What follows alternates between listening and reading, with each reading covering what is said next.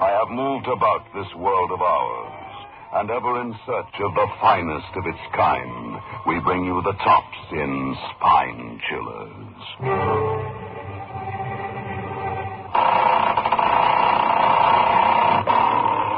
The creaking door.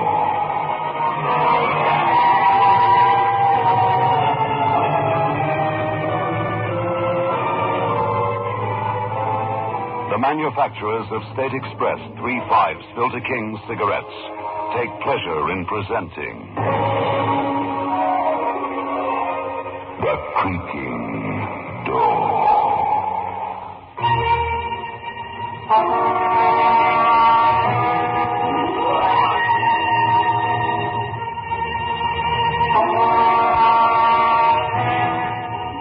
Good evening, friends of The Creaking Door.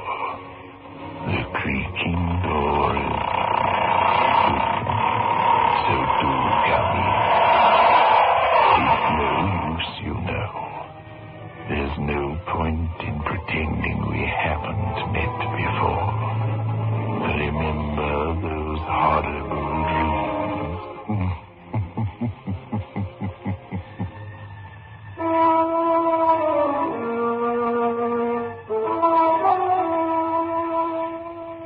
Get 3/5s. Get the taste. 3/5s by State Express. Get the taste of international success. The taste that's uniquely 3/5s. Only when no expense is spared in its making can a cigarette taste so right, so smooth, so satisfying. 3/5s. Get the taste. The taste that State Express created for you. The taste that has made 3/5s the king-size cigarette of international success. Get 3/5s. Get the taste.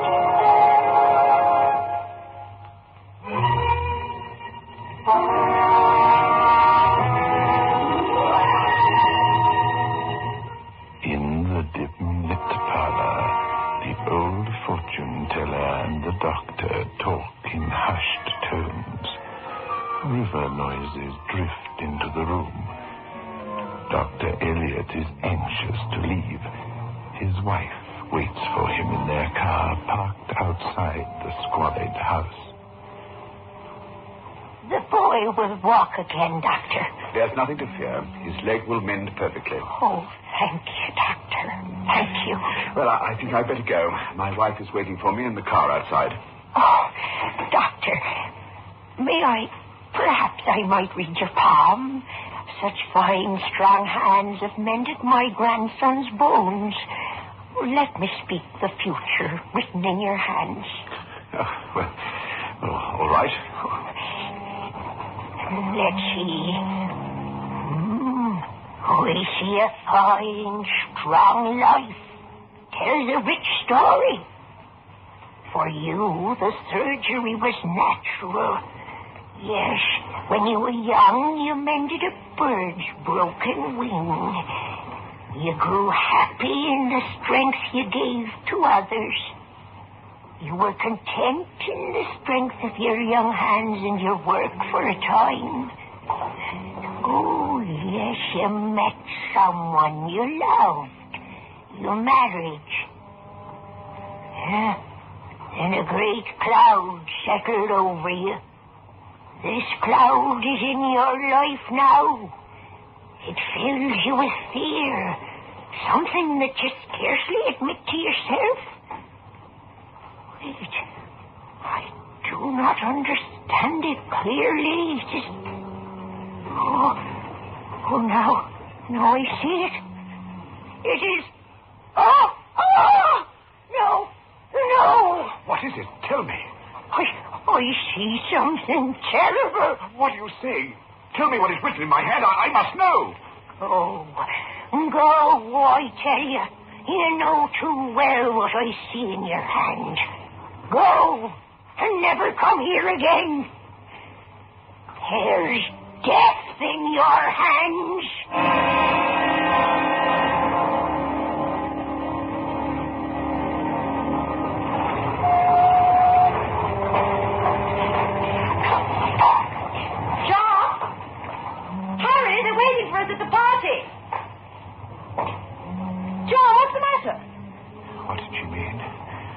What could she have seen?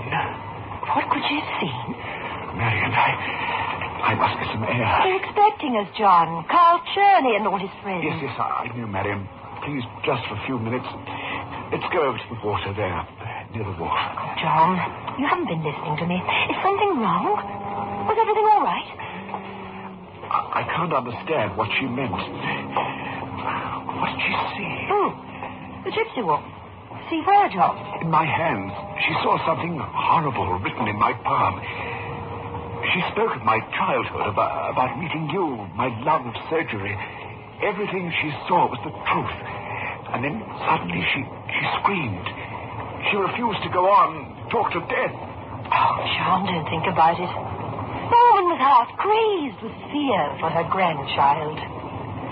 John, listen to me. Let's go to the party. Carl Cherney's there. I know he can help. He's just back after years of study abroad, working in the occult sciences. Black magic, palmistry. Perhaps he can... Look at the water, Marion. How tranquil and yet how black it is. Down there. Lean out here. You will see. There. John, are you listening? See those lights flashing on and off down there in the water? Luminous. Each with its shining battery. I don't see anything, John. It must be your imagination. John! John, what are you doing? You're going to push me into the water. Look in your eyes. You might try to push me in to drown me. You will, won't you? I don't know. I don't understand what's happened. I felt an irresistible urge suddenly, and then you scream. I realized how nearly I pushed you over the edge. You talk as though you had no control over yourself, as if you were an automaton, a tool in someone's hands. Someone's hands. Perhaps my own, Marion. Perhaps that's what the gypsy saw, what she wouldn't tell me. Yes, that must be it. Oh, Marion, please try to understand. I don't know what happened just now. I can't even try to explain it. You said before that Carl Cherney was at the party. He's returned here after years of study abroad. Perhaps he could tell me. Perhaps he might know the answer. Tell you what, John? You said he was a student of palmistry. Perhaps then he can tell me what is written in my hands.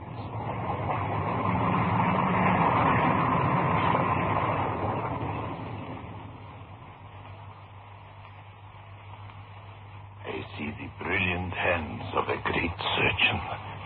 I see skill, certainly. A quick, decisive mind. And I see... What else do you see? I see also something tragic. Tell me what it is, Cherney. I see also death in your hands. Death. That's what it is. Death at my hands. That's what she saw, too, the gypsy. That's why she feared for her grandson's life. It is there, written, enficed, burnt into my hands. Death! Did I lay this evening at the water's edge? I nearly pushed Marion in. She said it. I was an automaton, a tool in someone's vast scheme greater than all of us, driving me, forcing me to fulfill the prophecy written here in these hands. Death!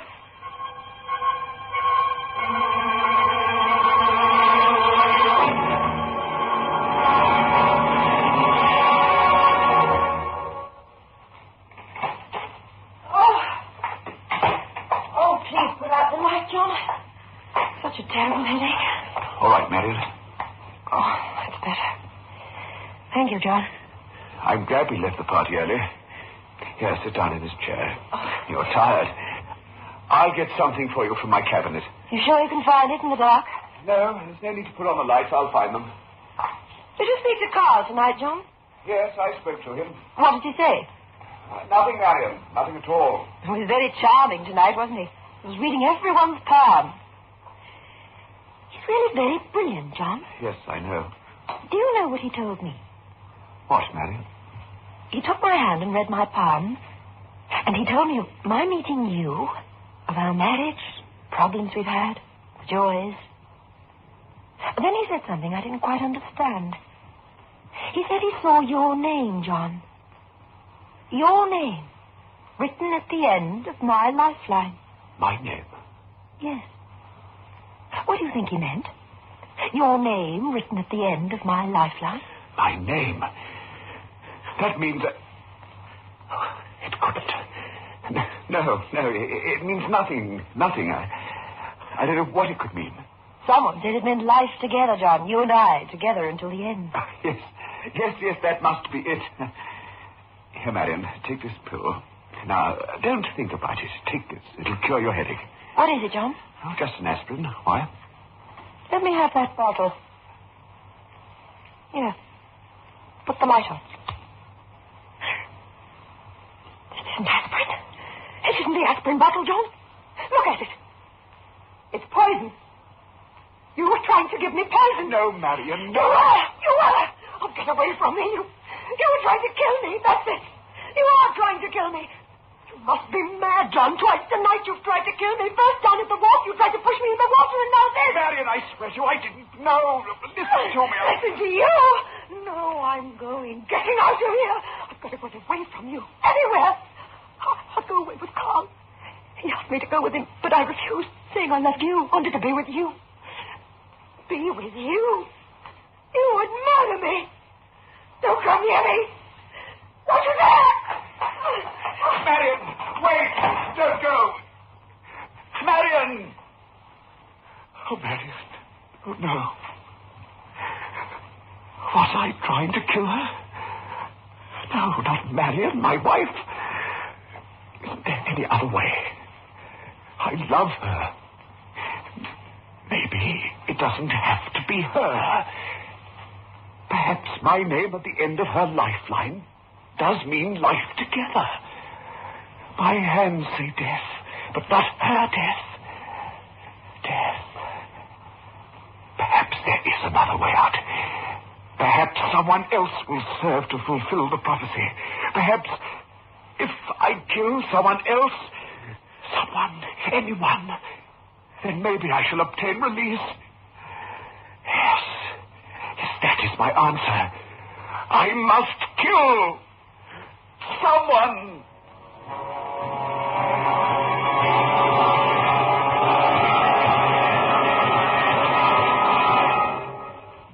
Get 3 5s.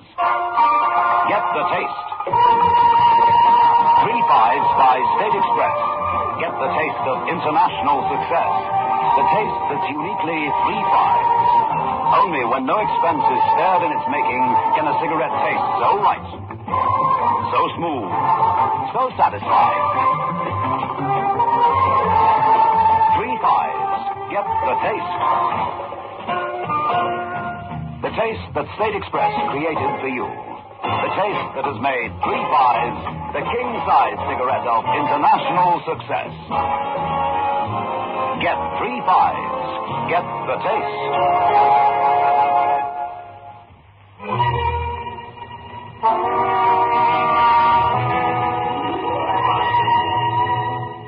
Poor Dr. Elliot is seated alone in his quiet office in the hospital. He has had no sleep. A thought keeps burning itself into his brain, torturing him. Can I kill someone else? Not Marion. Can I? Who will notice what I'm about to do? So much death here in the hospital. All that is needed is a simple error, a miscalculation, the merest slip of the scalpel. I'm free, released from the fate that is written here in these hands. But I am a doctor, a physician. I have sworn. I swear by Apollo the physician, and Aesculapius, and Hygia, and Panacea, and all the gods and goddesses, that according to my ability and judgment as a physician, I will keep this oath forever and this stipulation. The Hippocratic oath. The oath of a physician to his profession. The oath I swore to uphold. But I cannot listen. I cannot. Marion's death is written in my hand. This I swear. Into whatsoever house I enter, I will go unto them for the benefit of the sick, and will abstain from every voluntary act of mischief and corruption. This I swear. Into whatsoever house I enter, I will go unto them for the benefit of the sick, and will abstain from every voluntary act of mischief and corruption. This I swear. This I swear. Hello. Nurse. This is Dr. Elliot. Prepare the patient in surgery A immediately for operation.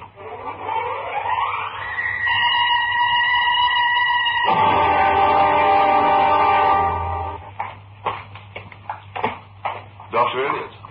Yes? Brilliantly done, Dr. Elliot. May I congratulate you? That was the most magnificent operation. Thank you, Lowell.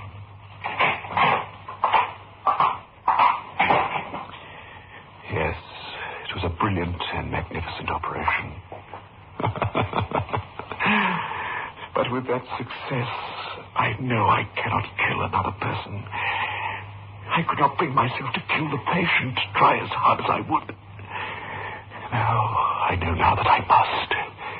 That it must be her, Marion, who dies at my hand. There could be no one else. There could be no other answer. I must write my name at the end of her lifeline. Accidents, emergency, death all around me. And yet hers is the death that must come at my hands. This is what must be. Calling Dr. Peters. Calling Dr. Peters. Please come to surgery B immediately. Accident, emergency case. Calling Dr. Peters. Calling Dr. Elliot. Calling Dr. Elliot. Please call in surgery C. Calling Dr. Elliot. Oh, let me alone. Not again, not another. Dr. Elliot. Calling Dr. Elliot. Urgent in surgery C. Hello, operator. Yes, sir. Get me surgery C. Going through, Doctor. Hello? Dr. Elliot speaking. I can't be disturbed. I've just completed a most difficult operation, and I'm frightfully tired. But this is very serious, Doctor. I don't care how serious it is. But, Doctor, it's your wife. My wife? What's happened? She was brought into the hospital just as you were leaving the operating room. She and Mr. Carl Cherney were in a terrible automobile accident. Some of them are in the emergency ward now. What was the diagnosis? Both with severe internal injuries. Immediate surgery has been ordered. Dr. Peters has already begun operating Mr. Cherney. Dr. Lowell says imperative that you operate on your wife. But I can't. Don't you understand? My hands. My name at the end. What are you saying, Doctor? All right. Prepare the patient. I will operate. I must.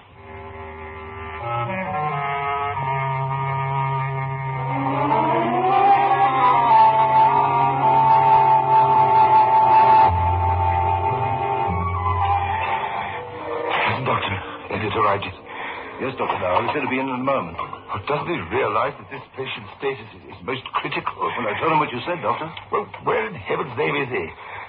Doesn't he know his wife is dying? Here I am, Lowell. This patient needs instant operation, Doctor. This patient, as you call her, is my wife. I know that, Doctor. That's why I couldn't understand. I'm sorry, Doctor. Will you begin now? Yes. I will operate. Lowell, you will stay and assist me.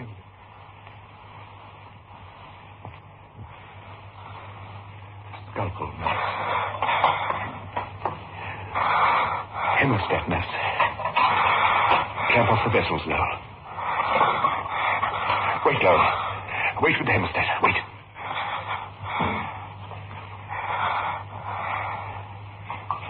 Dr. Elliot, the bleeding is profuse. Lowell, I said wait. I tell you what to do. Dr. Elliot, the patient's pulse is beginning to fall rapidly. Dr. Elliot, quiet. I'm in charge here. I see death at your hands, Dr. Elliot. Death at your hands. Dr. Elliot, the patient's blood pressure has taken a serious fall. At the end of my lifeline, your name, John. Your name. At the end of my lifeline. Dr. Elliot? Doctor, hadn't you better use the ligatures? This patient will require transfusion unless that bleeding is stopped. No, Lowell. No ligatures yet. It's all right. It's quite all right. What could it mean, John? Your name written at the end of my lifeline. I understand what it means, Marion. The patient's pulse is very faint, Doctor, almost imperceptible. I see death at your hands. Death at your hands, Dr. Elliot. Death at your hands. Dr. Elliot. Dr. Elliot, what are you doing standing there staring? I can't do it. I can't. No, take over. I can't go on with this operation. But you must. You can't stop now, Dr. Elliot. Look at me. I'm trembling all over. My hands are shaking. I can't control them. You've got to pull yourself together. It's impossible. No, I can't do it. I tell you, you've got to complete this operation. If I go on, I'll kill her. Do you understand? I'll kill her now. You've got to take over alone. You've got to. Listen to me, Dr. Elliot. There's only one surgeon in the world who can successfully complete this operation. Now, that man is you. No, I can't. I won't touch her again. Dr. Elliot, look at me. I've seen your work before. I know what you're made of. I understand the tension that grips your throat, that tightens your fingers. Remember, Doctor, this woman is not only your wife, she's also your patient. Yes, all right. Yes, she's my patient. Remember, Doctor, the woman is bleeding to death under your hands. You and you alone can save this patient. Shall I clamp off the vessels, Dr. Elliot? The vessels. Yes. Clamp off the vessels. That bleeding must be stopped. Nurse. Suture, nurse. Sponge. Cut off the anesthesia. Suture. Sponge, nurse.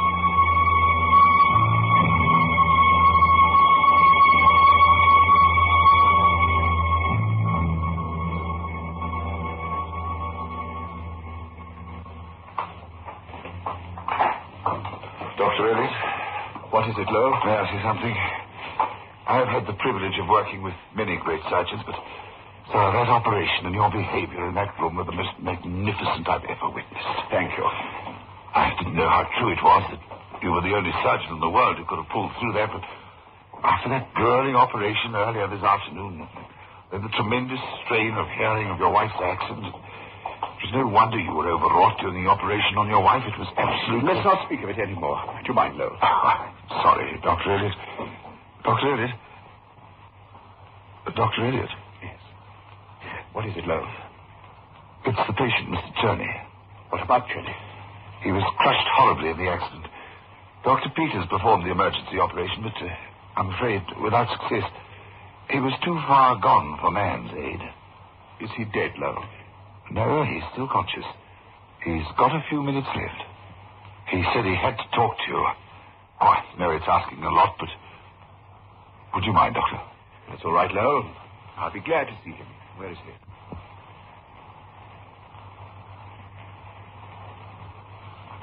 You wanted to see me, Cherney. I haven't much time or much strength to speak. You know that I love Marion. I have always loved her. And last night, when I spoke to you, when I read your palm, I said I saw death at your hands. I hoped that would drive you to murder. I wanted you to kill. That Marion would be free to come to me, to be mine. But you said you saw my name at the end of Marion's lifeline. You knew I would understand. That meant her death at my hands. Why? I knew you would understand. I spoke to Marion after you left, after I read your palm. I told her I loved her, asked her to come away with me. She refused. She loves you, Elliot. You alone. I knew then that even if you killed and Marion were free, she would still be yours. I would never have her. I've been mad, insanely jealous. I determined that if I could not have her, neither could you, nor anyone else. And then I saw your name at the end of her lifeline. I I told her so. I knew you must understand the meaning of those words. That you would kill her. Then you did see my name at the end of her lifeline. It is true, then, that I must kill her. Am I to have no peace until I've killed her? No, Elliot. Your name is written at the end of her lifeline. But her lifeline is very long. As long as yours. Both of you have a long life ahead of you. Together. But the death that is written in my hands, you saw it. The gypsy saw it. Death is written in my hands. You said so. Yes. Death is written in your hands. Death, the constant companion of the great surgeon. Death is with you always. Death at your elbow at every operation. Death stands by at every stroke of the surgeon's knife. Death is in every line of your hands. But you triumph, Dr. Elliot. You triumph over death. Yours are the hands of a great surgeon, a great healer, winning victory after victory over what it is your destiny to struggle against. Victory over death.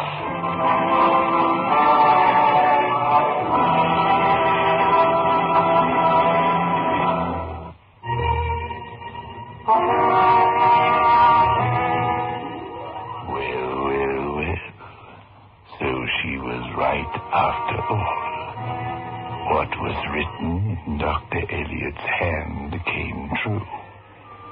His destiny was a struggle against death, the battle of all great doctors. But what about you? What about your hand? What's written there? Do you know? Perhaps you'd better not.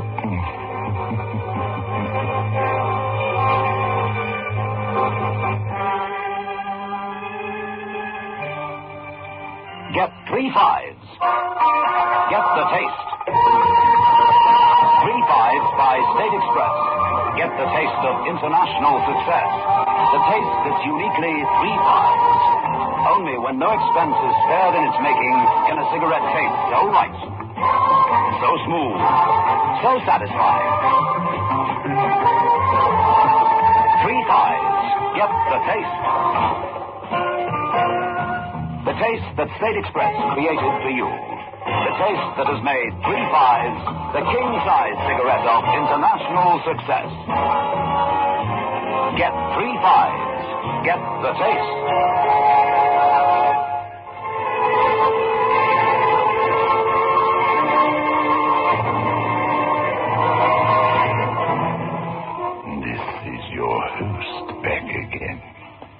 Just a reminder of our rendezvous next week.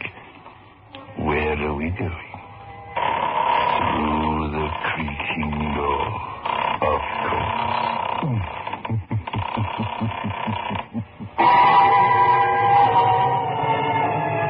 The manufacturers of State Express 3 5 Filter King cigarettes invite you to listen next Saturday at 9 o'clock when they will again present